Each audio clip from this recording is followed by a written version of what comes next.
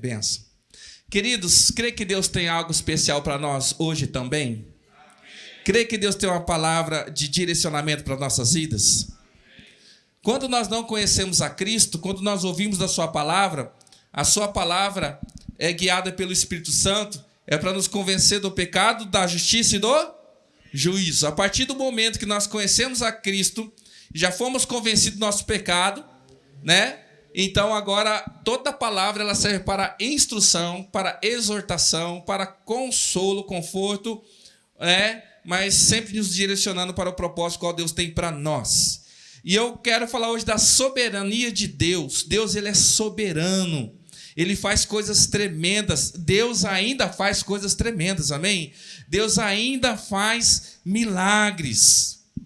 Muitas pessoas, elas se enganam, porque elas estão aguardando os grandes moveres de Deus e ignoram as pequenas ações que Deus tem feito. Sabia disso? É como alguém que sonha alto e ele não consegue alcançar o que sonha, e ele se frustra porque ele não consegue alcançar, porque ele está almejando algo grande, mas ele não percebe que Deus ele age também nas pequenas coisas, amém? Exatamente como alguém também, que ele se julga forte, que ele se julga um servo de Deus, e que ele se julga alguém que é santo, mas ele não vigia em relação às pequenas coisas. E o sábio, né? Lá no livro de Cantares, ele fala assim: cuidado com as raposinhas. Porque não adianta você cercar uma vinha se preocupado com as raposas grandes, mas a raposinha é aquela que vai cavucando, ela encontra uma brecha, ela entra, ela vai danificar a vinha também. Então, às vezes, nós esperamos grandes coisas de Deus e, às vezes, nós estamos preparados para as grandes batalhas, mas a gente não percebe que, muitas vezes, coisas pequenas vão minando as nossas forças.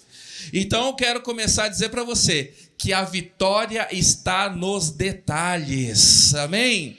A vitória está nos detalhes. Eu lembro de uma Olimpíada que nós tivemos aí, e tinha uma competidora que é a brasileira, e ela era, inclusive, favorita para a medalha de ouro, e ela era... o esporte era salto em altura com vara. Como é que é? É isso, né? Salto com vara. E ela estava preparada, ela era favorita, ela estava lá tudo na competição. Na hora dela saltar, qual é o problema? Ela não encontra a vara que era dela para o salto. Aquela, né, quem joga bola aí, sabe, né, os atletas aí, que tem aquela chuteira da sorte, que tem aquela que já está amaciada, né? Então ela tinha aquela vara que era a da competição e ela não encontra, e ela fica brava, ela já perde a concentração e ela compete, mas ela não tem um bom resultado. E aí pode-se dizer que, né, um monte de motivos, mas dizer o seguinte: ela estava preparada, ela era a favorita, mas na hora de fazer o salto, alguma coisa atrapalhou a performance dela. Então, os detalhes, eles podem comprometer ou pode garantir uma vitória que Deus tem para nossas vidas. Então, hoje nós vamos aprender sobre isso, que as conquistas, elas não acontecem de repente, mas elas são formadas de pequenos detalhes, amém? Então, eu queria que você começasse a declarar ao teu espírito que Deus, nesta noite, Ele renovará as suas esperanças, amém? Que você comece a crer que nesta noite o Senhor Ele vai trazer uma palavra de renovo. E você diz assim comigo para o teu espírito, fala assim: Senhor, faz chover sobre minha vida e nutre a minha alma. Aleluia. Então, o tema da mensagem de hoje, queridos, é a vitória dos sedentos. E o Senhor vai ministrar no nosso coração como que a gente pode transformar gotas de esperança em tempestades de conquista. Que bonito, né? Demorei mais tempo para elaborar o título do que para... Temos que trabalhar e caminhar com objetivos. Então eu queria começar abrindo com você lá em Isaías, no capítulo 55. Vamos para o maior profeta que anuncia a Jesus no Antigo Testamento, profeta Isaías, capítulo 55. E eu quero ler apenas a princípio o versículo 1 e o início do versículo 1, que essa mensagem possa startar algo que Deus começa a fazer nesse momento nas nossas vidas. O profeta ele começa dizendo assim: venham todos vocês que têm sede, venham às águas. Aleluia. Queridos, há uma abundância de águas que o Senhor tem para nós, e Ele essa noite ele fala: venham, venham. Muitas vezes nós esperamos que as coisas cheguem até nós, mas o Senhor nessa noite ele está falando assim: venham, que eu tenho para você muitas águas. Jesus ele disse para aquela mulher na beira do poço: se beber desta água, nunca mais terá sede. Se nós absorvemos essa palavra, se essa palavra nutrir o nosso coração, se essa palavra encher a nossa alma, se essa palavra renovar o nosso espírito, queridos, nós nunca mais teremos sede. E então eu quero começar a partir do versículo 6, para sermos mais sucintos. Aqui do versículo 1 ao versículo 5, Isaías ele vai falar de várias bênçãos, de várias coisas boas que Deus ele vai fazer para o seu povo. Ele vai dizer: venham, inclusive ele fala assim, comprem e comam. Venham, comprem vinho, leite sem dinheiro e sem custo. O Senhor está falando: olha, tem um monte de coisa aqui de graça, à disposição de vocês. Venham. Então é bênção. Só que a partir do versículo 6, ele vai dizer como que você pode conquistar isso. Então, versículo 6 em diante diz assim: busquem o Senhor enquanto é possível achá-lo. Clamem por ele enquanto ele está perto. Que o ímpio abandone o seu caminho e o homem mau os seus pensamentos. Volte-se ele para o Senhor, que terá misericórdia dele. Volte-se para o nosso Deus, pois ele dá de bom grado o seu perdão. Então, Isaías ele começa dizendo: olha, todas as bênçãos estão disponíveis. E nós já aprendemos, já ouvimos dias desses, como diz lá em Gálatas 4, que aos filhos de Deus, Deus reserva herança. Mas aos filhos que ainda não alcançaram maioridade, esses ainda não têm acesso à herança. Então, para você ter acesso às bênçãos retidas, temos que amadurecer. E aqui Deus ele promete bênçãos, mas ele fala: olha, me busquem. E quem é ímpio, quem está longe, aquele que não me reconhece, Deus ele é rico em perdão. Venham que ele tem perdão para vocês. E aí no versículo 8 ele diz assim: pois os meus pensamentos não são os pensamentos de vocês, nem os seus caminhos são os meus caminhos, declara o Senhor. Assim como os céus são mais altos do que a terra, também os meus caminhos são mais altos do que os seus caminhos, e os meus pensamentos mais altos do que os seus pensamentos. Amém? Você acredita que Deus ele tem uma visão e ele tem uma ideia muito maior, muito mais rica do que a que nós temos?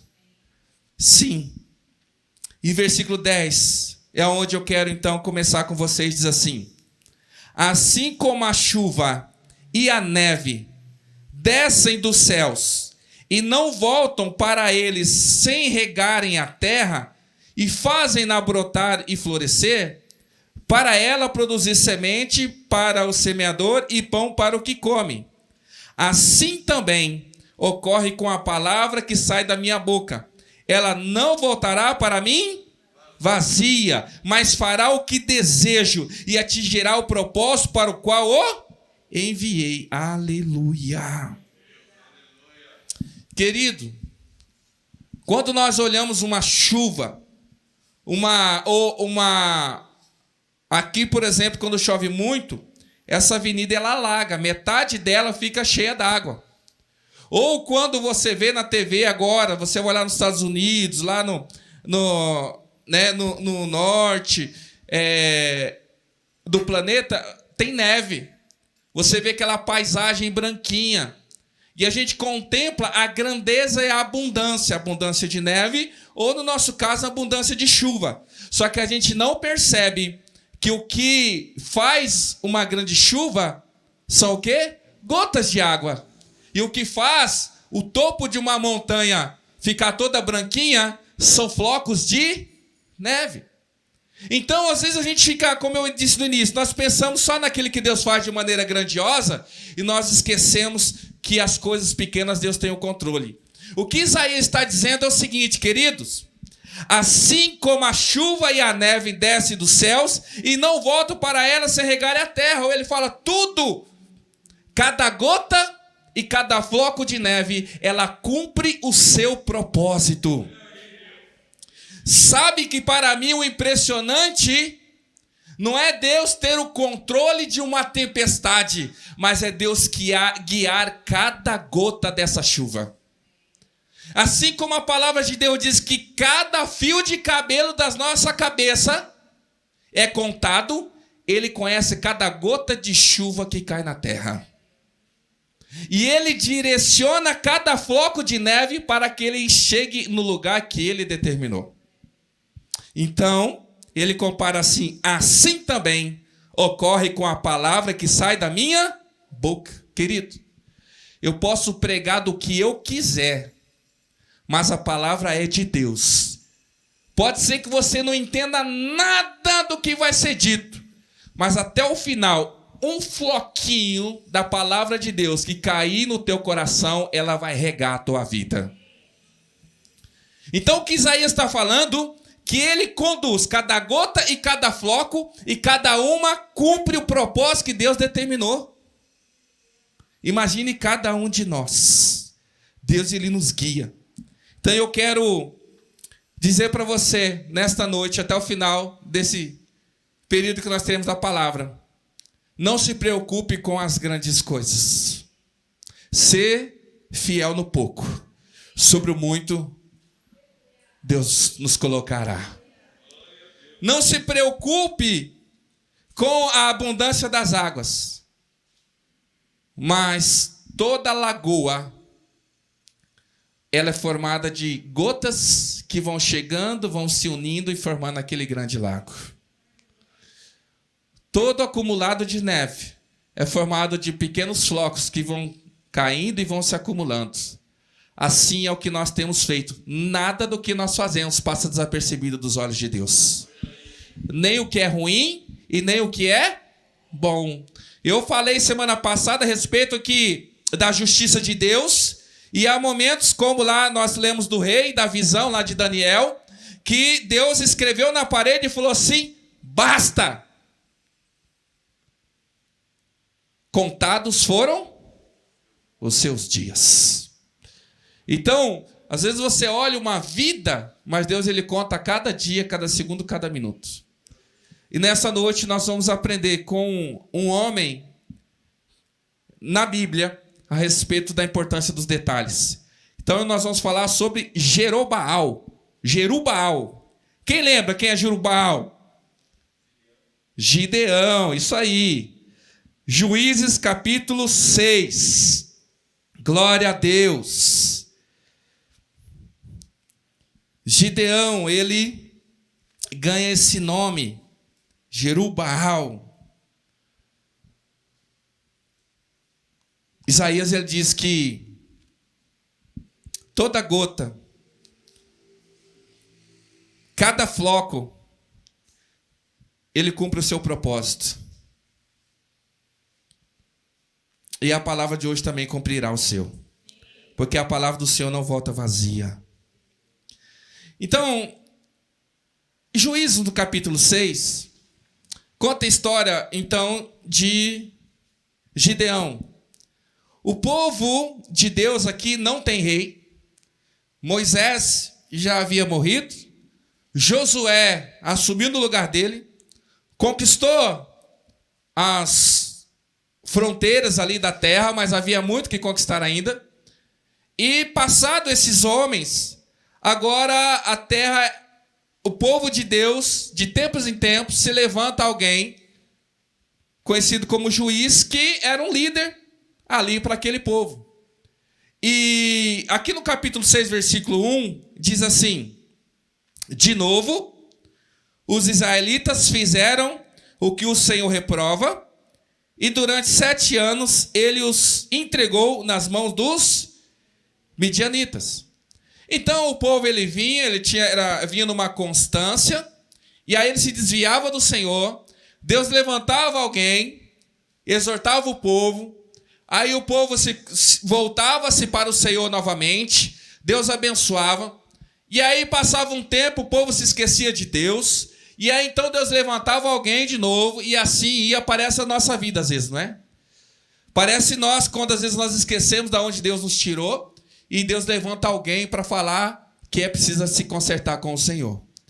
Mas eu quero começar dizendo aqui, nesse versículo 1, que a desobediência atrai o cativeiro para nossas vidas. É o que o texto diz assim, que quando o pessoal se afastou do Senhor, o Deus usou os midianitas para afligi-los e para escravizá-los. Então, neste momento, Gideão e seu povo, eles estavam como cercados. E quando nós vamos ler isso, quando eles plantavam, porque é diferente, querido, na pandemia, pessoas ficavam em casa, quem pôde, ia no mercado, comprava o que podia, o que precisava e voltava para casa. E tinha pessoas que compravam pelo telefone. Mas nenhum de nós, querido, teve que cultivar a terra. A questão do povo de Deus é o seguinte: eles criavam os animais, eles cultivavam a terra, e isso era tudo feito fora. Então, olha o que o povo fazia. Eles plantavam lá o trigo, por exemplo, eles cultivavam, zelavam a terra, tudo em paz. Aí, de repente, quando dava o fruto, é a época da colheita. Então, os inimigos esperavam os filhos de Deus colher, e eles iam lá e tomavam a colheita deles. Os midianitas esperavam os animais darem cria, e aí então eles iam lá e tomavam os filhotes deles. Então a desobediência fez com que eles fossem escravos. E quando nós nos desobedecemos a Deus, nós tornamos escravos muitas vezes do pecado, escravos de nós mesmos, porque nós abandonamos a palavra de Deus. Às vezes nos tornamos escravos de vícios, escravos de pessoas, escravos de tantas coisas. Mas que o Senhor tenha misericórdia de nós para que nós não saiamos das mãos de Deus. Amém? E aí no versículo 2 diz assim: os midianitas dominaram Israel. Por isso, os israelitas fizeram para si esconderijos nas montanhas, nas cavernas e nas fortalezas. Então, quando nós estamos sendo oprimidos pelo inimigo, a gente se esconde, querido. A gente não quer estar vulnerável aos ataques do inimigo. E o versículo 3 diz assim: sempre que os israelitas faziam as suas plantações, os midianitas, os amalequitas e outros povos da região a leste deles as invadiam.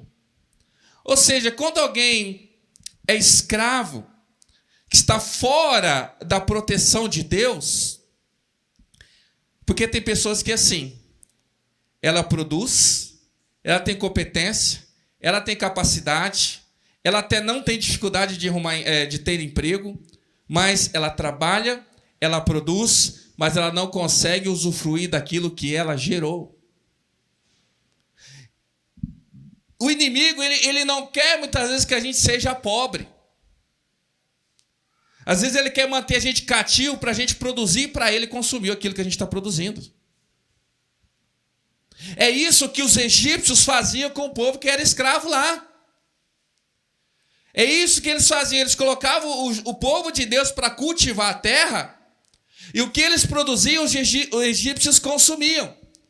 E nos últimos 40 anos, Faraó endureceu a mão e falou assim: olha, vocês vão produzir, e o que vocês produzirem nós vamos consumir. E se vocês quiserem comer, vocês vão ter que produzir para vocês comerem. Então, durante o dia, vocês trabalham na lavoura, que nós, egípcios, vamos colher. E durante a noite, vocês plantam para vocês, se vocês quiserem comer alguma coisa. Quando nós deixamos de confiar no Senhor e seguir aquilo que a palavra dele determina para nós, você pode trabalhar em 1, 2, 3 serviços, só pode trabalhar sábado, domingo, de manhã, à tarde, à noite. Você pode ganhar muito dinheiro, mas você não vai conseguir usufruir daquilo que você tem gerado. Porque quando nós nos afastamos dos propósitos de Deus, querido, é que nem um saco sem fundo, amém? E eu quero pular os versículos a chegar ao texto que eu quero trabalhar com vocês. Lá no versículo 12. 6, versículo 12. Então, toda essa situação, e Deus agora, ele vai levantar alguém, chegou o momento de levantar alguém para ser um libertador do povo. Versículo 11, melhor dizendo, veio assim: então o anjo do Senhor veio e sentou-se sob a grande árvore de Ofra, que pertencia a Biesritas, Joás. Gideão, filho de Joás, estava malhando trigo num tanque de prensar uvas, para escondê-lo dos midianitas. Versículo 12. Então o anjo do Senhor apareceu a Gideão e lhe disse: o Senhor está com você, poderoso guerreiro. Aqui nós sabemos, não é o ponto que eu quero me deter, que ele estava malhando trigo no lugar onde que era para estar trabalhando uvas, que ele estava escondido justamente por esse motivo. Porque toda colheita que o povo gerava, produzia, o inimigo lá, os midianitas, iam lá e roubavam. Então ele pegou o trigo e foi lá no lugar, porque não era época de pisar uvas, e ele foi trabalhar esse trigo lá, talvez para o consumo, com certeza para o consumo da sua casa. Então ele está escondido do inimigo para se alimentar. Aí então aparece o anjo do Senhor, e o anjo, na sua aparição, ele tem uma palavra profética para a vida de Gideão. Qual é a palavra que ele tem para ele? Versículo 12. O Senhor está com você, poderoso guerreiro. Poderoso guerreiro. Quem é que está falando? O anjo do Senhor. Alguns afirmam que é o próprio Cristo que está ali. Alguns dizem que é uma teofania, a manifestação do próprio Cristo. Ah, pastor, mas por que dizem isso? O que você pode separar um anjo mensageiro e de uma teofania, de uma manifestação de Deus ali no Antigo Testamento? O anjo, ele não aceitava adoração e muito menos oferta e sacrifício. O único que aceitava o sacrifício era Deus. Por isso que nós vamos ver nesse texto que o anjo ali, ditado, esse homem, ele aceita o sacrifício e ele mesmo consome o sacrifício. Então, por isso que nós podemos dizer que era o próprio Deus manifestado ali em Gideão. Querido, isso é tremendo. E diz então que ele fala assim: você é um homem guerreiro. E algumas versões dizem que é corajoso. Agora, sabe o que nós nos assustamos às vezes? É a maneira com que Deus ele nos chama. Só que nós ouvimos há pouco tempo que a palavra de Deus, ela não volta vazia. Deus, ele estava dizendo para Gideão quem ele se tornaria. Que ele nunca rejeite uma palavra de Deus para a sua vida. Às vezes você fala assim: não, eu não sou assim. Mas se é Deus que está falando, é porque ele está te gerando para que você se torne desse jeito. Porque o anjo ali, vamos colocar o Senhor, vamos falar o Senhor, ele não está dizendo quem Gideão é, ele está dizendo quem é que Gideão vai se tornar.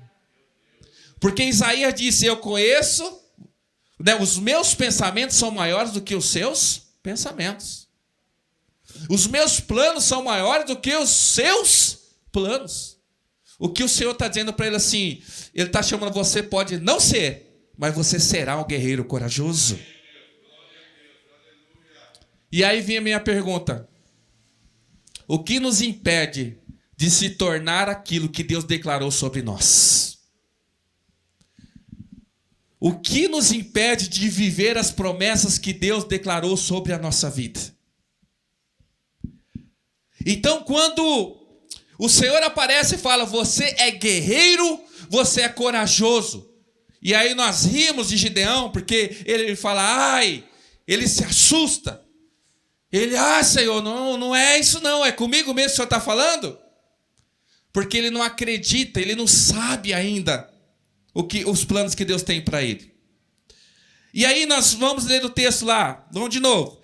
12. Então o anjo do Senhor apareceu a Gideão e lhe disse, o Senhor está com você, poderoso guerreiro. E ele responde assim, Senhor. Gideão respondeu, se o Senhor está conosco, por que aconteceu tudo isso? Onde estão todas as suas maravilhas que os nossos pais nos contaram quando dizem, não foi o Senhor que nos tirou do Egito? Mas agora o Senhor nos abandonou e nos entregou nas mãos de Midian. Queridos, Deus tem um projeto tremendo e maravilhoso para Gideão e para o seu povo, amém? E o próprio Senhor, ele se manifesta ali para anunciar o projeto que Deus quer executar através de Gideão. E Gideão, ele não acredita. Mas lembra que nenhuma palavra de Deus, ela volta vazia. E ela cumpre o propósito que ele determinou. Se Deus falou que eu sou filho, eu sou filho. Se Deus falou que eu sou próspero, eu sou próspero. Se ele falou que eu serei abençoado, eu serei abençoado. Se ele falou que maldição nenhuma chegaria na minha tenda, não chegará. Porque eu creio naquilo que Deus disse. E Deus disse para ele, você é um guerreiro. Mas ele é alguém que era um agricultor que está escondido com medo do inimigo. E ele de imediato, a primeira barreira, eu quero falar de duas barreiras aqui para aceitarmos os propósitos de Deus. A primeira é a da frustração. Versículo 13, quando Deus aparece ali e fala para ele quem ele é, quem ele vai trabalhar Gideão para se tornar, primeira coisa que Gideão fala assim, por que aconteceu tudo isso? Queridos, quando Deus ele fala conosco algumas coisas, primeiro questionamento que a gente levanta com Deus, se fosse verdade, por que aconteceu isso comigo? As decepções e frustrações que eu sofri se torna a primeira barreira para viver aquilo que Deus tem para mim. Porque eu me coloco ali, então por que isso aconteceu? Então por que eu fiquei desempregado? Por que meu relacionamento deu certo? Por que meu ministério não fluiu? Se o Senhor realmente queria que eu me tornasse, que eu fizesse, que sou guerreiro, que sou poderoso, que não sei o que tem, mas por que isso aconteceu? Entenda que Deus tem um propósito tremendo para a tua vida. Mas as frustrações, elas nos fazem desanimar. O que é fé? O que Hebreus 11 ele fala a respeito da fé? A fé...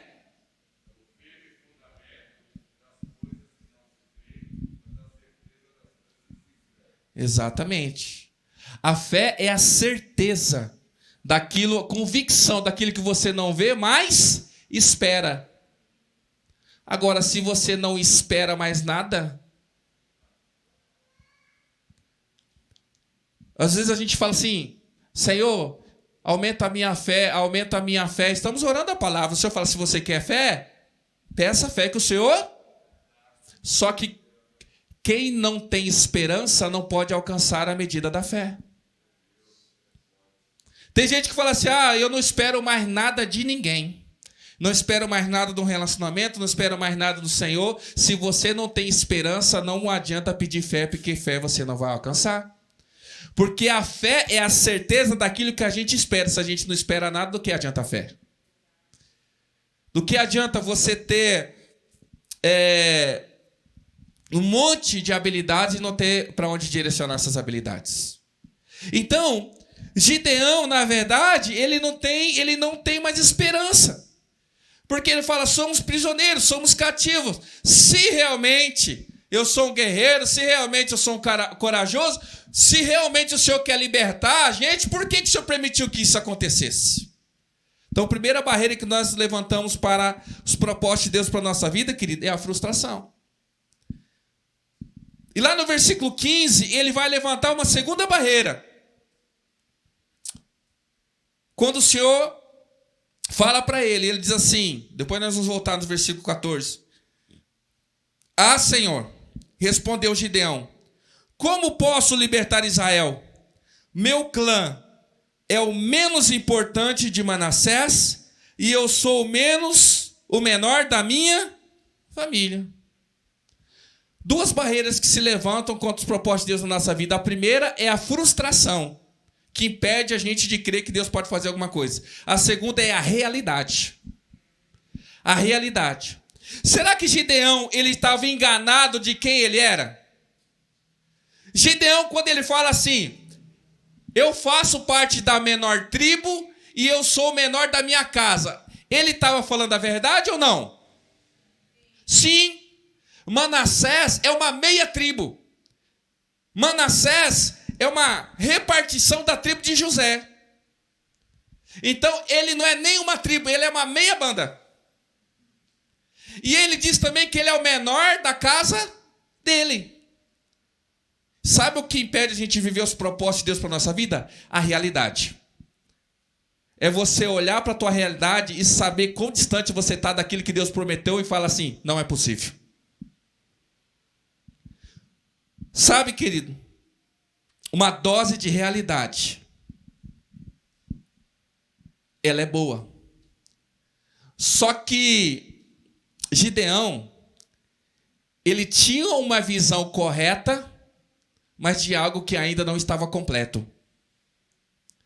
Quando você olha o Raul, neném, coisa linda, coisa fofa, você olha, você vê a perfeição de Deus. Agora, quando ele estava sendo formado no ventre da mãe, ele era lindo desse jeito? Como é que Davi fala, quando fala assim que Deus, ele me formou no ventre da minha mãe, como que era essa imagem? De uma maneira muito estranha. Um feto, ainda no início da sua formação, é muito feio. Não tem olho. É um negócio feio. Quem já viu aqui passarinho quando nasce? Ô, coisa feia. Quem é que tem nojo de lagarta? É um negócio feio, asqueroso. Aí você fala assim, é feio ou não é feio uma lagarta? É feio. É a realidade. Mas sabe o que eu vou dizer para você? Não está completo. É porque não se completou ainda o que Deus queria fazer. A realidade é essa. É feio. Mas qual é a verdade? Não está completo. Você olha para uma semente e você fala, é insignificante. Mas Jesus fala, mas uma semente de mostarda, quando ela germina, ela cria folhas que dão sombra e refresco. O que você pode saber a teu respeito é verdade. Querido, se alguém fosse, vou conversar, de repente vou conversar lá com o Sérgio. Ô Sérgio, por que você não casou ainda? Ah, pastor, olha para mim. Eu falei, é verdade, tu é feio. Eu não vou iludir ele. Mas o que a verdade de Deus? Mas ainda não está completo. Sabe qual que é o problema hoje, querido? Porque muitas pessoas, elas não falam a verdade. E a verdade liberta. Então, eu acho que pior do que é alguém que sabe que ele é pequeno, limitado, e por isso ele acredita que não pode chegar onde Deus prometeu, pior do que esse é aquele que acha que é o que não é e já se coloca numa posição que Deus ainda não autorizou ele para viver. Esse, além de quebrar a cara, vai machucar muita gente. Ah, mas Deus deu um chamado de pastor. Deu, mas não é o tempo. Porque se eu levanto antes do tempo, é feio. É a realidade, mas não está completo ainda. A promessa é verdadeira, mas o tempo quem estabelece é Deus. Então, quando Gideão, ele olhou e falou assim para o Senhor: Senhor, a minha tribo é a menor, e eu sou o menor da minha casa. Aí a nossa tendência: não, que isso, imagina. Só mãe faz isso, querido. E a história da mãe coruja lá não deu muito certo, né? Todo mundo conhece a história da coruja, né? Não deu muito certo. Então a gente tem que ser real, saber qual lugar que nós estamos. Só que eu vou dizer para você, querido, para cada barreira que nós levantamos diante de Deus, Ele tem uma palavra de incentivo para nós. Porque quando lá no versículo 13, que o Senhor aparece para ele, ele fala assim: não, mas olha só o que aconteceu. Por que aconteceu isso? Olha só o que diz o versículo 14. O Senhor se voltou para ele e disse: com a força que você tem, vá libertar Israel das mãos de Midian. Não sou eu quem o está enviando? Glória a Deus, porque ele fala o seguinte: não importa qual é a frustração. Ah, mas por que aconteceu isso? Por que aconteceu aquilo? Mas o Senhor fala assim: mas você tem força para vencer. O interessante é que o Senhor, ele fala assim: você sim tem força. Porque quando a gente passa por uma decepção, por uma frustração, a gente se esgota, a gente cansa, a gente não quer começar de novo. Você fala: vou ter que fazer tudo de novo. Você não está disposto a fazer. Mas o Senhor fala: sim, tu tens forças para fazer isso. E essa força, ele fala assim, não é uma força que vem de Deus, mas essa força está em você. Diga assim: eu tenho a força. Aleluia. Olha só, isso é forte, sabe por quê? Ah, eu não tive pai, eu sou órfão. Ah, o meu relacionamento não deu certo. Ah, estudei, não sei o que tem. Ah, não sei não. Só o Senhor... Não, ele fala: a força está em você. Não depende do Senhor te restaurar. Depende de você acreditar que a palavra que Deus lançou, ela ainda tem poder, ela ainda vale. E aí depois ele fala assim: ah, mas eu sou o menor. E olha o que diz o versículo 16. Versículo 15 ele fala: eu sou o menor da minha. O versículo 16 fala assim: eu estarei com você. Deus, ele fala assim para nós essa noite: para superar as decepções, as frustrações, a força que você precisa para fazer isso está em você mesmo. Mas considerando a realidade que você é alguém insignificante, para você alcançar as promessas que eu tenho para você, depende de mim. Você está entendendo? Então nós temos que parar de lamber ferida, de ficar se lamentando, porque a gente doeu, porque alguém falou, porque alguém disse, porque alguém fez. E Deus fala assim: agora se posiciona e levanta, porque tem promessa para você. E quando você fala assim: ah, Senhor, mas eu sou pequeno, eu não posso, eu não tenho força, eu não tenho dinheiro, eu não tenho, eu sei que tem. Deus fala: opa, agora deixa comigo, que eu tenho força, eu tenho dinheiro, eu tenho poder, eu tenho influência, eu tenho tudo isso daí. Porque se eu venço a falta de esperança, isso me gera fé. E se eu tenho fé, eu posso romper no impossível de Deus. E aí Gideão, ele desperta, ele começa: opa, peraí. Gideão, ele começa a ser convencido. Olha no versículo 17. Gideão prosseguiu: se de fato posso contar com o seu favor, dá-me um sinal de que és tu que está falando, ele ainda não tem certeza de que é Deus. Aí, olha só no versículo 18 o que o Senhor fala para ele. Peço-te que não vás embora até que eu volte e traga minha oferta e coloque diante de ti. Quem está falando é Gideão. Gideão fala assim: Senhor, eu não tenho certeza se é o Senhor ainda.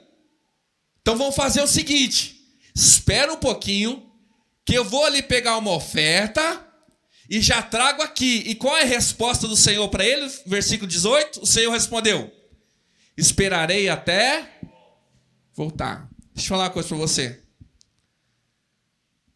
Se você duvida ainda, o Senhor está te esperando. Tem uma batalha para conquistar, tem um povo para libertar, e o Senhor fala: eu vou te esperar.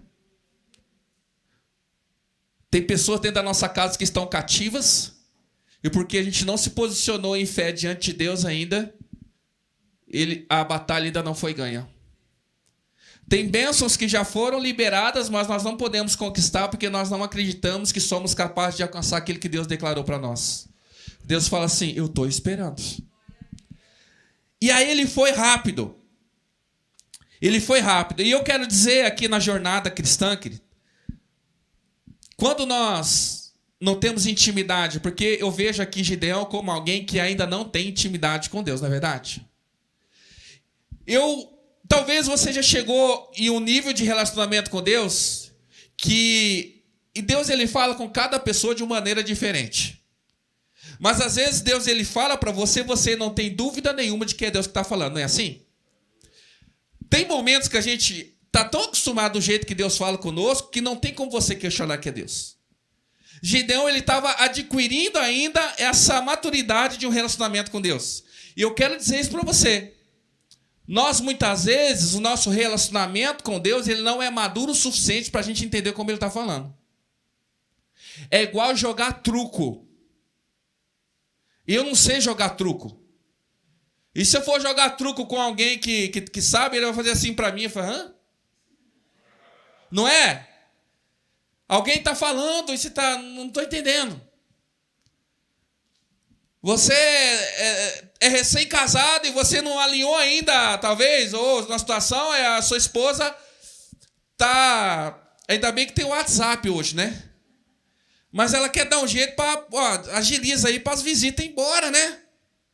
E ela tá dando uns toques para você e você falou: que foi, meu bem? Fala! Vem, não, nada não. Quer mais que faz mais café? Porque o nível de relacionamento não é íntimo o suficiente para a gente entender os sinais. Gideão, tudo que ele tinha é alguém muito bonito e um ser fora do comum que aparece ali falando com ele. Mas ele fala assim: eu vou... E no início da nossa caminhada com Deus, talvez tenha sido assim com você. É necessário 2 ofertas. Ele falou assim para o Senhor: espera aí que eu vou buscar a oferta. Ele foi, e a sequência do texto diz isso. Ele pegou o cabrito, ele cozinhou, ele fez um caldo, farinha. Ele colocou na pedra, ele afastou e ficou assim. O que aconteceu? O texto, versículo 18, né? 19. Gideão foi para casa, preparou um cabrito e com uma roupa de farinha, fez pães sem fermento.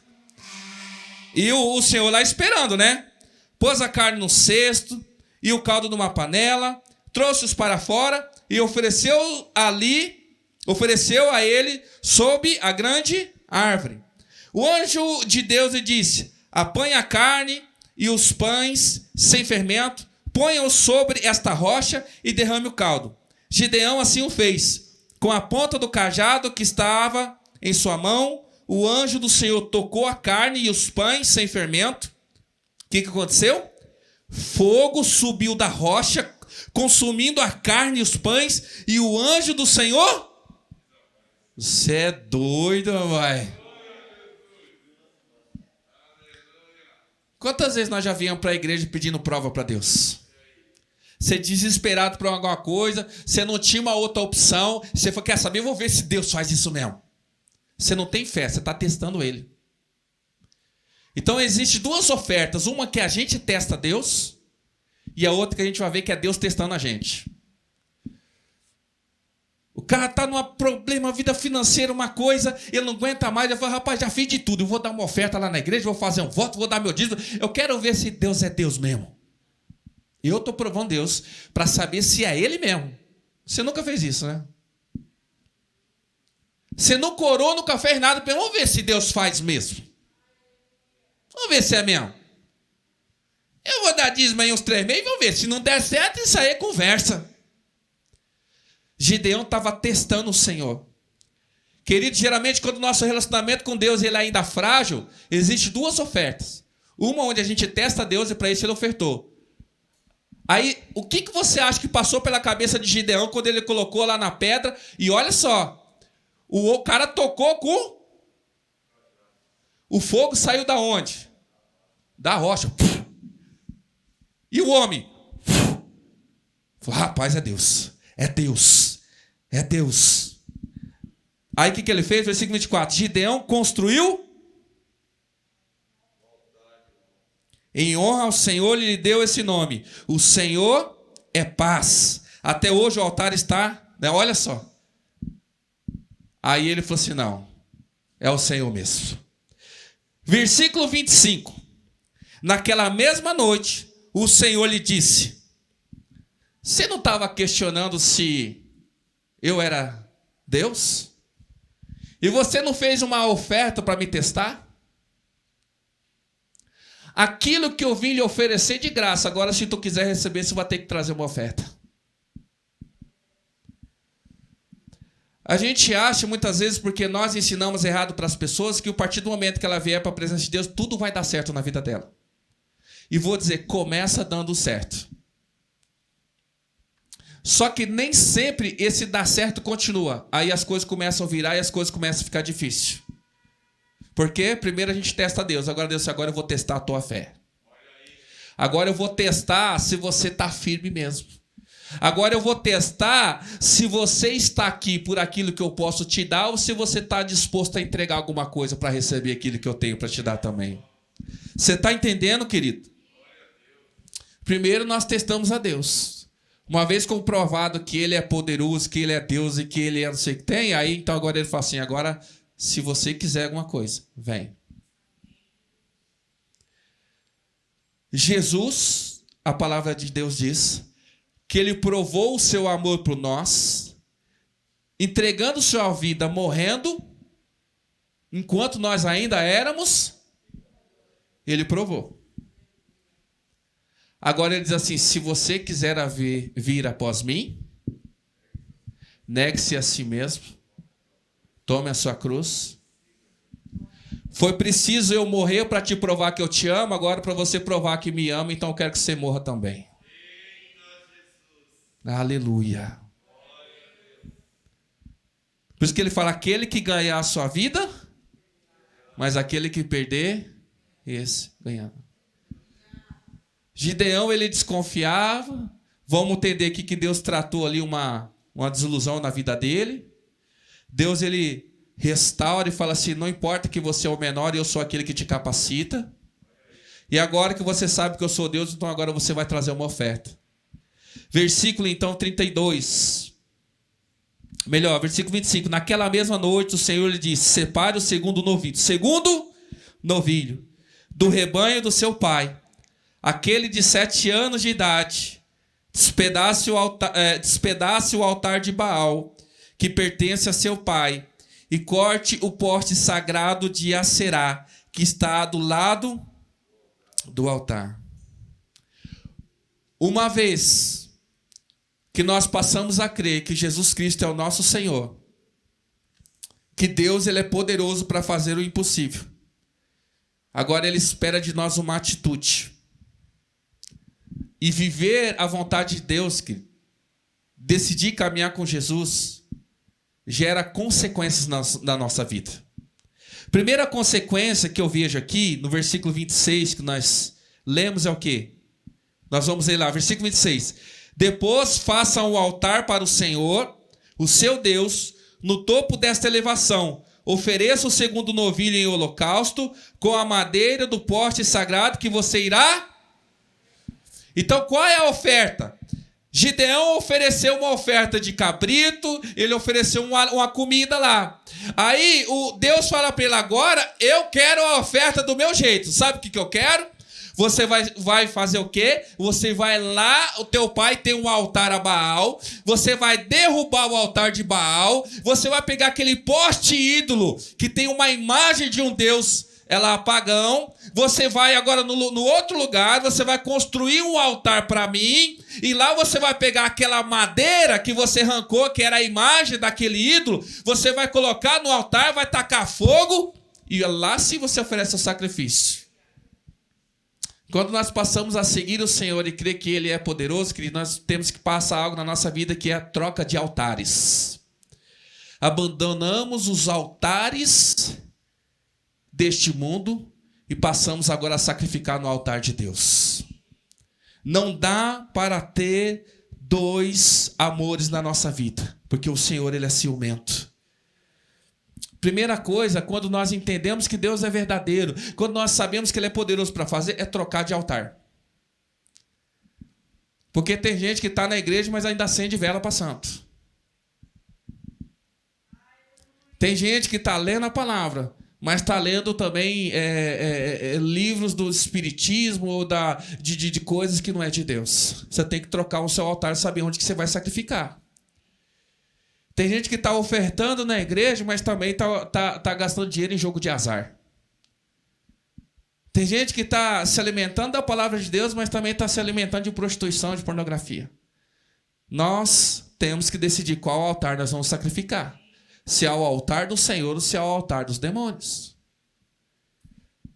E a outra coisa, querido, que é tremenda. Quando o povo, os servos de Gideão, ficam sabendo, porque ele era meio veiaco, e quando que ele fez isso? Ele foi de noite. Ele foi de noite, destruiu o altar, pegou o poste ídolo, levou no altar que ele tinha construído, tacou fogo, botou o sacrifício lá. Lembra? Quem é que consumiu o primeiro sacrifício? E da onde veio o fogo para gerar o segundo sacrifício? Porque muitas vezes quando nós não cremos, Deus ele faz um milagre sobrenatural. Mas quando nós já sabemos quem Ele é, quem tem que produzir o fogo somos nós. Paulo ele vai ensinar para nós que os dons, a manifestação dos dons é para os descrentes. Porque quando chega alguém que não conhece a Deus, ele chega na igreja, já levanta alguém em revelação e conta a vida dele todinho. Vem alguém falando língua, os outros levantam, interpretam e falam a vida dessa pessoa todinha. E fala assim, eita, tem Deus nesse lugar. Crente que ele vive buscando a manifestação do Espírito porque não é crente, porque ele não crê ainda. Porque quem depende de manifestação para acreditar, querido, é porque não tem fé. Quem crê e sabe quem Deus é, ele gera o fogo. Ele produz o fogo. Então nós entendemos que no primeiro sacrifício, Deus ele consumiu o sacrifício. No segundo, ele colocou fogo. E quando os servos ficaram sabendo o que tinha acontecido ali, eles ficaram doidos. E a segunda consequência que eu quero ler com você, versículo 29 em diante. Estou resumindo aqui, tá?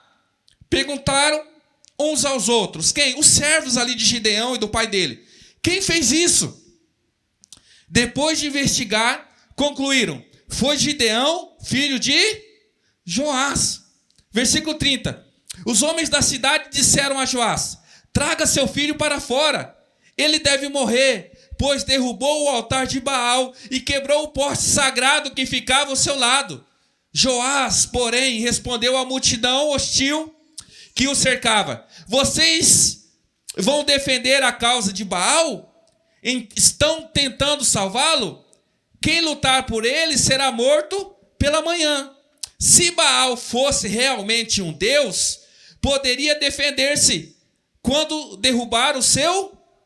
Agora olha só o versículo 32.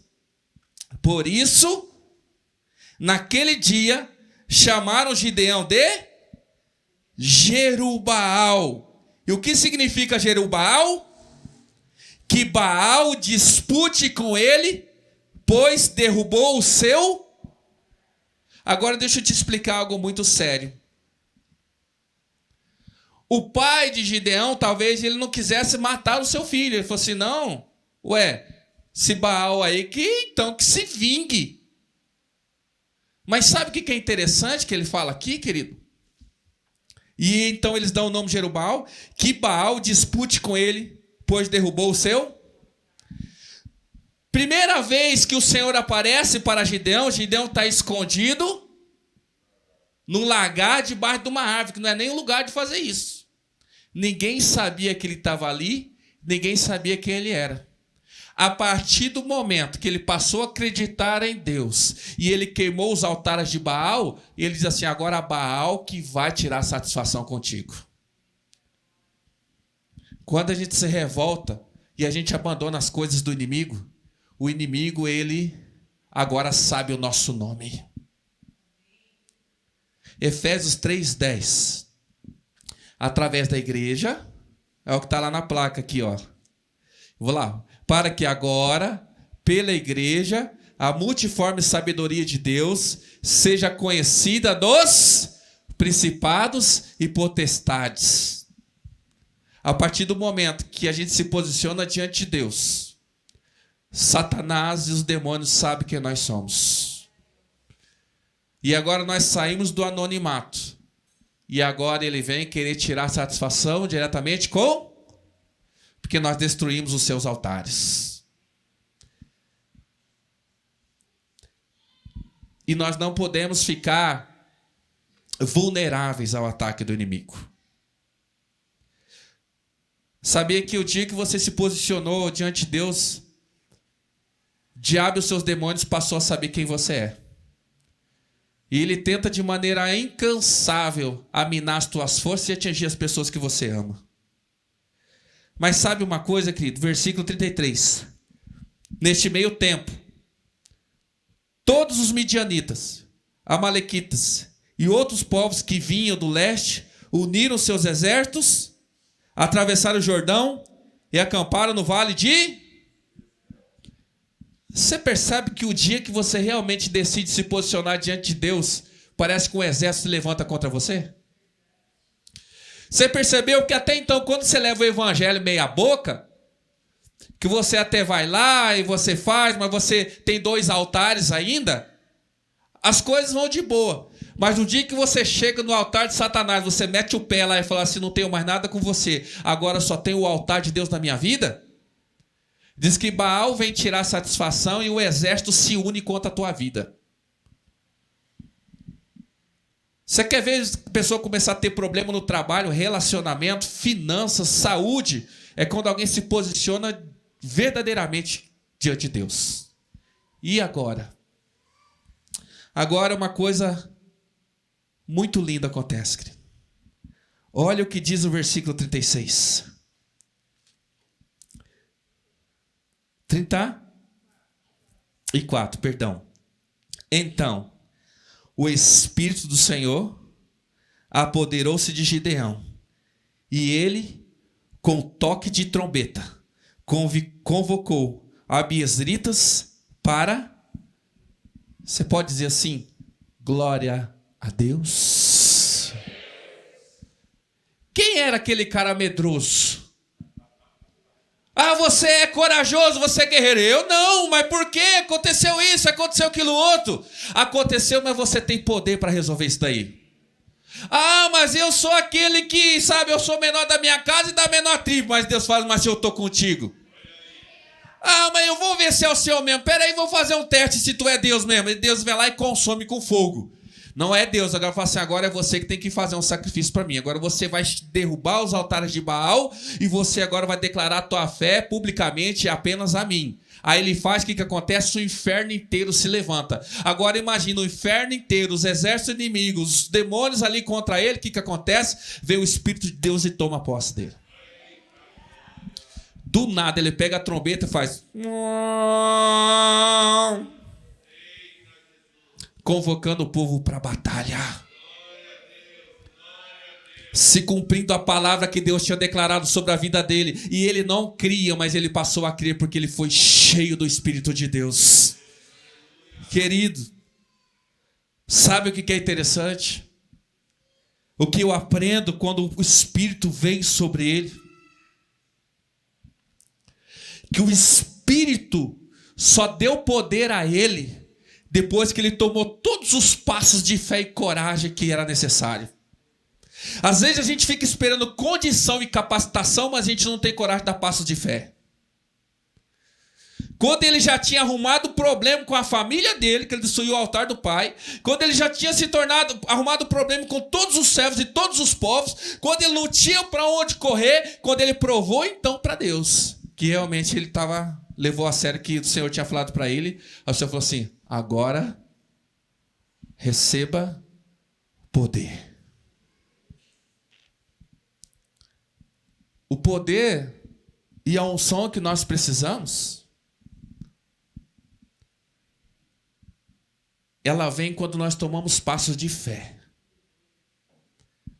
E quando o inimigo estava ali todo ajuntado para vir contra ele, o Senhor levanta. Eu quero dizer que o Espírito Santo te capacita para vencer essa batalha. Mas tem que estar passo de fé.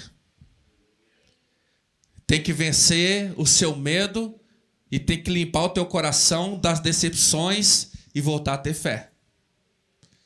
Tem que ter noção de quem realmente você é e saber que você não é capaz, que você não pode. E aí que Deus entra dizendo assim: mas eu sou aquele que luta por você. Você tem que estar disposto a sacrificar algo que te custe alguma coisa. E tem que estar disposto a expor publicamente a tua fé. Porque tem gente que é crente só na igreja, mas fora ninguém sabe quem ele é. E quando publicamente você se expõe aos homens e ao inferno, o Espírito Santo ele vem sobre a tua vida. Aleluia. E para a gente ir para o final, você acha que foi o suficiente para Gideão entrar nessa batalha? Ele foi cheio do Espírito, mas ele ainda, olha só, ele ainda falou assim: Senhor, só mais uma coisa. Versículo 36. Gideão disse a Deus: quero saber se vai libertar Israel por meu intermédio, como? Sabe porque tem pessoas, querido, que já passaram por processo de vencer as frustrações, de ser curado, de ser restaurado. Pessoas que já deram muito para o Evangelho, já ofertaram muito para o Senhor. Sabe, pessoas que já tiveram muita batalha, já venceu o inimigo, já tocou muita trombeta, mas aí se levanta mais uma batalha na vida dele e ele ainda agora está em dúvida se realmente Deus está com ele. Aí ele fala: Senhor, aí a gente começa a fazer prova com Deus. Eu queria falar agora da prova com Deus. Qual é a primeira prova aqui no versículo 37? Vê, colocarei uma porção de lã na eira. Se o orvalho molhar apenas a lã e todo o chão estiver seco, saberei que tu libertarás Israel por meu intermédio, como prometestes. E assim aconteceu.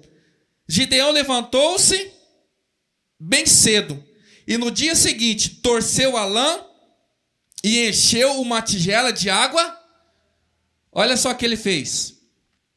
Ele pegou um pedaço de lã, de pele ali da ovelha, pegou um pedaço, colocou lá no quintal e falou: Deus, se o Senhor realmente vai dar a vitória, se o Senhor realmente está comigo, no orvalho da noite, o chão vai estar seco, mas a lã vai estar úmida, molhada. Aí então o que ele fez? Acordou cedinho, e quando ele chegou cedo, ele torceu a lã e encheu uma vasilha de água e tudo ao seu redor estava. E aí foi a primeira prova de que Deus era com ele. E o que isso tem a ver com nós? Lembra que eu falei que Deus ele não só controla a tempestade, mas ele tem poder para controlar cada gota de chuva e cada floco de neve? Querido, naquela noite, Deus concentrou todas as gotículas de água naquele espaço. Eu não sei qual é o tamanho dessa lã, talvez o tamanho de um piso desse aí que você está pisando. Ele concentrou todo aquele orvalho num espaço pequeno. Sabe que tem poder esse Deus? E o que isso tem a ver conosco? Sabe daqueles momentos de seca que nada estava dando certo, mas na tua casa não faltou, a provisão de Deus chegou e as coisas aconteceram na tua vida? Sabe aquelas vezes que você teve percepção que Deus estava te favorecendo? Sabe aquelas vezes que você sabia que você não era a melhor opção, você era a pessoa mais qualificada, mas Deus escolheu você? Sabe aquela vez que você não tinha, Deus favoreceu o seu nome? É como uma lã que ela, apesar de ser pequena, Deus concentra toda a atenção para aquele espaço lá. Por quê? Por que tu duvida se é Deus que está contigo, se Ele tem uma batalha para você vencer? Porque Deus, Ele concentra as bênçãos no lugar pequeno. E Ele tem poder para fazer isso. Deus tem poder para fazer com que, na época de seca, chova apenas sobre o teu quintal. Porque Deus, Ele tem todo o poder e todo o controle. Mas será que é o suficiente para a gente crer que Deus é com a gente? Olha só o que Gideão fala no versículo 39. Disse ainda Gideão a Deus. Ele é esperto, ele fala: Deus, não fica bravo comigo. Não se acenda a tua ira contra mim. Deixa-me fazer só mais um pedido. Talvez você veja com esse coração: Deus, eu preciso de mais uma confirmação do Senhor. E o pedido dele é o seguinte: talvez tenha sido coincidência. Talvez, né, aconteceu alguma coisa e sei lá, né? Mas vamos fazer o contrário então. Se concentrou o orvalho tudo em cima do tecido da lã, agora eu vou fazer o contrário. Vai ter orvalho em todo o terreno, mas em cima do tecido não vai, porque vai estar seco. E ele diz assim: permita-me fazer mais um teste com a lã. Desta vez, faze ficar seca a lã e o chão coberto de... E Deus assim fez naquela noite. Somente a lã estava seca. E o chão estava todo coberto. E aí? E aí eu quero falar dos livramentos que Deus liberou sobre a tua vida. Eu quero te falar de uma palavra de alguém que um dia, em algum lugar, diz assim: 1000 cairão ao meu lado, 10.000 a minha, mas eu não serei atingido. Quantos facão você já passou na empresa, mas Deus preservou você lá? Quantas pessoas que tinham mais, que você viu passando por situação e a gente não se alegra disso, mas o Senhor preservou a tua vida? Quantas pessoas que você percebe que tem mais capacitação e competência, estudo, e é mais bonito que você, né? E tem sofrido, mas Deus tem preservado a tua vida. Você vê que tudo está sendo atingido, mas o Senhor tem preservado. E eu já testemunhei isso aqui, querido, nesse período de pandemia, todo mundo desesperado. Às vezes até pastores, amigos falam assim: rapaz, como é que tá a coisa aí? Tá difícil, né? Tá apertado, tá feio, né? O povo ficou desempregado, a coisa tá acontecendo. E eu sem saber o que falar, porque tava tudo bem. O pessoal fala assim: pastor, mas aqui tem muita gente desempregada. Eu falo assim: lá na igreja o pessoal tá recebendo promoção. É ou não é a realidade da nossa comunidade aqui, queridos? Nós somos uma igreja pequena aqui em número, então eu não posso ficar contando historinha aqui. Enquanto muitas pessoas estavam perdendo emprego, querido, você conseguiu emprego. Enquanto muitas pessoas estavam negociando um salário, você teve promoção e aumentou o salário seu. Enquanto muitas pessoas tiveram que abrir mão de coisas, você conquistou coisas no meio da pandemia. Por quê? Porque o Senhor preserva os seus. E eu te pergunto: que prova mais você espera de Deus para entender que essa batalha Ele já deu nas tuas mãos? Aleluia. E eu quero pedir para você se colocar de pé, que nós vamos orar. Eu quero pedir que você se posicione diante de Deus. A sequência dessa história você conhece. Depois dessa ele não questiona mais o Senhor. Então, ele vai levantar os 300, e Deus faz prova com os 300, quem lembra? E nós não vamos entrar, mas irmãos, nem todo mundo que se propõe a batalhar contigo, na hora da batalha ele vai permanecer de verdade. Então Deus, ele começa a dar um limpa lá, ele tem um monte de homens e ele faz prova que só corajoso, com você, não falei que você é corajoso? Querido, quem é corajoso anda com gente que é corajosa. Corajoso não anda com covarde, não. E ele fala assim, a batalha, eu dei a batalha. Ele fala, agora você reúne aí, esse só sobrou 300, mas é esses aí que eu vou dar a vitória para você. E a vitória, querido, eu vou ler o texto do 7, versículo 20. Resumindo, versículo 19. Gideão e os 100 homens que o acompanhavam chegaram ao posto avançado do acampamento pouco depois da meia-noite, assim que foram trocadas as sentinelas.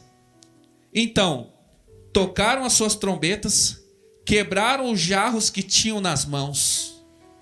As 3 companhias tocaram as trombetas e despedaçaram os jarros, empunhando as tochas com a mão esquerda e a trombeta com a direita, gritaram: a espada pelo Senhor e por Gideão. Cada homem mantinha sua posição em torno do acampamento, e todos os midianitas fugiram correndo e gritando. Eles não tiraram a vida de ninguém. Não dependia da capacidade dele, dependia da obediência deles. Por isso que eu digo para você, é verdade. Você é pequeno, você não tem recursos. Se fosse para alguém escolher dentre as opções, não escolheria você. Mas Deus, Ele quer usar você. Aí você fala assim, mas eu não posso. Eu sei, Deus também sabe. Mas é na sua fraqueza que Ele se faz forte. Por isso que nessa noite eu comecei dizendo, querido, sobre gotas de esperança que nos faz alcançar tempestade de vitória. Porque cada detalhe no processo de relacionamento de Gideão com Deus fez com que ele alcançasse a vitória numa batalha. Ele tinha pouca gente, ele tinha pouco recurso, ele tinha limitação, mas ainda assim o Senhor deu vitória para ele. E nós começamos com Isaías dizendo que a palavra não volta vazia. Talvez você não está encharcado, talvez você não está tremendo, talvez você não está cheio, você não está sentindo. Porque talvez você queria ser inundado pela agora, mas eu tenho certeza que flocos e gotas de palavra de esperança regaram o teu coração. E se isso realmente aconteceu, se você crê nisso, nós vamos orar. E esse orvalho, ele vai se tornar chuva na sua vida. O orvalho é um negócio que você nem vê. Não é assim? O orvalho? Só vê se você tem luz, mas não choveu nada. Mas quando você acorda de manhã, tá tudo. Porque é assim que Deus faz. Você pode não ver, mas Ele está regando. Você pode não ver, só que Ele está nutrindo. Porque diz a palavra que o maná, ele descia como o orvalho. E a palavra de Deus, ela rega como o orvalho. Você veio hoje, você queria sair daqui, queria receber tudo hoje, mas o Senhor regou um pouquinho semana passada. O Senhor, Ele derrama um pouquinho hoje. E uma porção para cada dia, uma porção para cada tempo, mas Ele está te preparando para uma grande vitória. Mas eu tenho uma notícia para te dar. Se você creu, e você já chutou o altar do inimigo, fora dessa igreja, tem um exército te esperando para te afrontar. Então é hora da gente tocar a trombeta. É hora da gente se encher do Espírito Santo. E eu te garanto, as portas do inferno não prevalecerão contra a igreja do Senhor. As portas do inferno não prevalecerão contra a tua casa. E é com esse orvalho de esperança que o Senhor ele vai regando o teu coração. Ele vai nutrir a tua alma até que você seja cheio. E o Senhor ele vai te dar a vitória dessa batalha. E nós vamos orar nessa noite pedindo para que esse orvalho ele se torne uma chuva sobre nossas vidas. E você vai sair daqui com a tua fé fortalecida. Então, se você tiver que pedir perdão para o Senhor, perdoe. Ele perdoa. Ele fala assim: perdão. Destrua esse altar aí que não é de Deus. É hora de você sacrificar alguma coisa. Nós começamos o culto falando de sacrifício agradável ao Senhor. Então a tua vida no altar de Deus. E peça assim: Senhor, eu preciso de revestimento do teu Espírito sobre a minha vida, Senhor. Porque o Senhor derrama unção de acordo com as batalhas que Ele tem para frente. Aleluia. Você pode começar a orar e pedir para Deus te revestir de poder, para Deus te revestir de força. Então começa a pedir isso para o Senhor. Você duvida ainda de que Ele é Deus? Você duvida ainda de que Ele tem poder para fazer algo na sua vida? Depois de tantos livramentos, depois de tantas coisas que Ele tem feito pela tua vida, pela tua casa. Senhor, nós queremos mais, ó Senhor. Nós queremos, ó Pai, mais. Nós queremos mais, ó Senhor, da tua presença, Senhor. Queremos ser cheios do teu Espírito Santo, Senhor. Assim como a costa, sim, Deus, anseia por água. Favorece os sedentos nessa noite, ó Senhor. Seca, precisa da chuva. Meu coração tem sede de ti. Encharque essa lã nessa noite, Senhor. E Deus meu. Aleluia. Confirma no coração dos teus filhos, Senhor. Você tem sede? Ele fala: quem tem sede, venha e bebam desta água. Sim, Deus. Meu coração tem sede. Restaura a nossa esperança nessa noite, Senhor. É possível, Senhor. É possível, Deus. Vai chover. Rega, Senhor. Vem sobre nós, Senhor.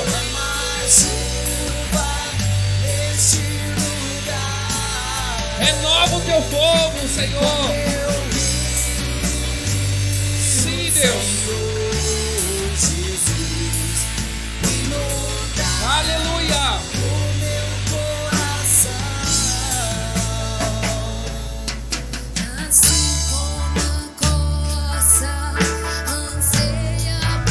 Fala para o Senhor: Senhor, eu tenho sede, eu preciso de ti, Senhor. Eu preciso ser revestido, Senhor. Eu preciso ter cada dia mais convicção, ó Senhor. Aumenta a minha fé, me capacita, Deus, nessa noite. Precisamos do Senhor, Deus. Aleluia. Assim como a corça anseia por águas, como terra seca precisa da chuva, meu coração, Aleluia. tem sede de ti. Temos sede do Senhor, ó Deus. Vai chover, Senhor Jesus, derrama chuva neste lugar. Vem com teu rio, Senhor Jesus, inunda o meu coração.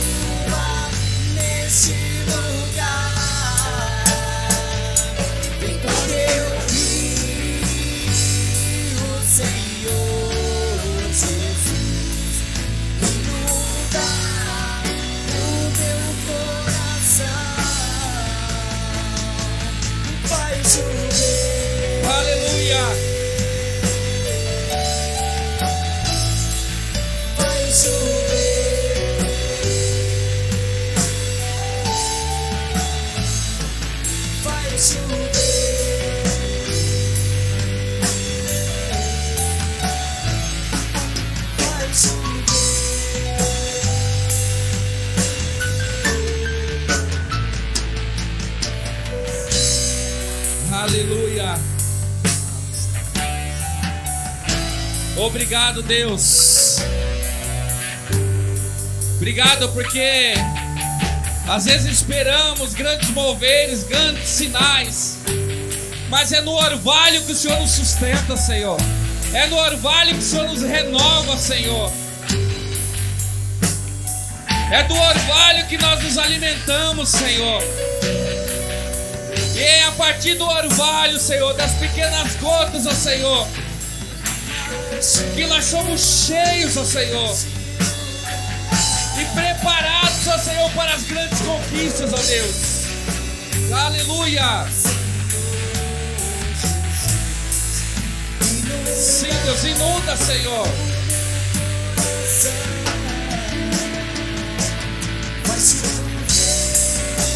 Vai chover, Senhor, inunda a alma, Senhor. Traz a paz no coração, Senhor. Derrama a chuva nesse lugar.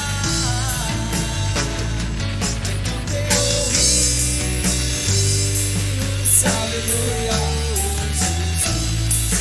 inunda o meu coração. Vai chover.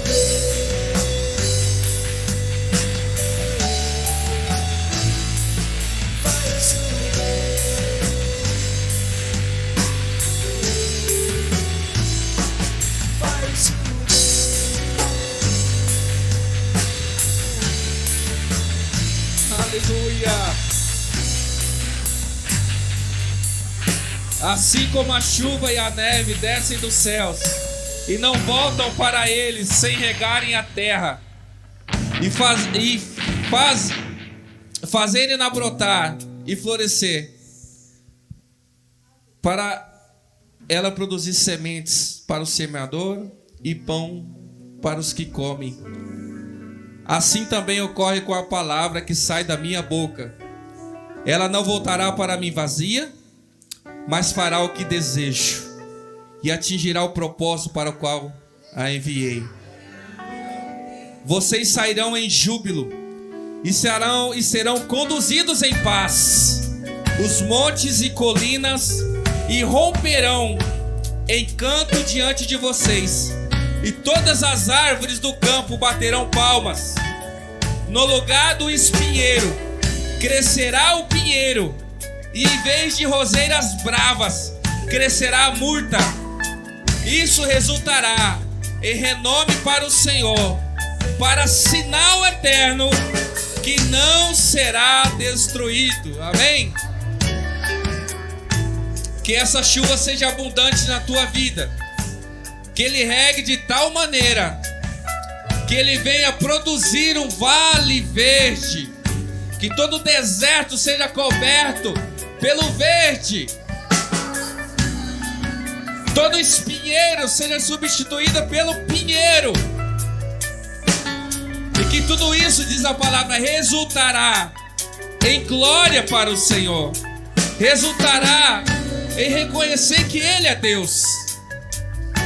Interessante que Isaías ele termina o texto dizendo assim: isso resultará em renome para o Senhor, para, escute isso, sinal eterno. Sabe o que é um sinal eterno? Que você nunca mais precisar pedir prova de Deus por causa disso. Foi o que Deus fez com Noé. Falou assim: olha, eu vou dar um sinal no céu, e toda vez que você vê isso, eu te garanto que a terra não vai acabar mais em um sinal eterno. Que o Senhor ele te eleve ao nível de relacionamento com Ele tão intenso que você não viva de prova em prova pedindo sinal em sinal, mas o que Deus fez seja o suficiente para que você creia até o dia que Ele voltar para buscar a igreja. Sinal eterno. Nós não vivemos de prova, querido. Nós vivemos de fé. Nós não caminhamos por vista, nós caminhamos por fé. É a plena certeza, convicção daquilo que os olhos não veem, mas nós sabemos que Deus já conquistou para nós. Obrigado, Senhor, obrigado. E se você é grato por aquilo que Deus já fez, e você crê que é real aquilo que Deus fez, você pode aplaudir o nome dele. Aleluia! Aleluia! Aleluia! Aleluia! Aleluia! Glória a Deus! Seja louvado, Senhor! Seja agradecido! Aleluia! Isaías disse que até as árvores iam bater palma, por que não nós? Quando eles fossem embora, e até as árvores iam bater palma, glorificando a Deus. E nós saímos desse lugar aplaudindo o Senhor porque Ele é digno, amém? Abra seus braços assim para receber ainda mais orvalho da parte do Senhor. Você que está em casa também, após a oração nós encerramos, e que o Senhor tenha misericórdia de nós. Hoje ainda saberemos de muitos governantes que foram eleitos. Que Deus tenha misericórdia de nós. E que seja o Senhor abençoando cada cidade, a nossa cidade. Quem foi eleito. Que toda a corrupção seja repreendida no nome de Jesus. Senhor, eu oro para que não tenhamos escolhido espinheiros, o Senhor, mas que homens justos e aprovados pelo Senhor, ó Pai, venham assumir cadeiras de influência na nossa cidade, para governar a favor do povo, Senhor. Nós oramos no nome de Jesus. Sobre a tua igreja eu declaro a paz, ó Senhor, e uma semana rica e abençoada, Senhor. Seja uma semana que sejamos regados pela tua palavra, Senhor, e nenhuma palavra do Senhor volta vazia. Que o grande amor de Deus Pai, a graça do nosso Senhor e Salvador Jesus Cristo e as doces consolações do Espírito Santo de Deus esteja com toda a igreja, hoje e até que Ele venha. E todos nós dizemos amém. Amém. Glória a Deus pela tua vida. Aleluia. Tenha uma semana abençoada. Cumprimente o seu irmão aí, ó. Cumprimente, depois passe o álcool em gel. Aleluia. Os irmãos que estão em casa também já encerramos.